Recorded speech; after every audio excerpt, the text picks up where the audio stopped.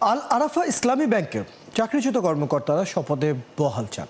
এজন্য 7 দফা দাবি জানিয়েছেন তারা। শনিবার জাতীয় প্রেস ক্লাবে এক সংবাদ সম্মেলনে তার দাবি করেন, আল আরাফা ইসলামী ব্যাংকের 547 জন স্থায়ী অস্থায়ী কর্মকর্তাকে আইন বহির্ভূতভাবে চাকরিচ্যুত করা হয়েছে। চাকরিচ্যুতরা ব্যাংকটির বিভিন্ন শাখায় 3 থেকে 4 বছর কর্মরত ছিলেন।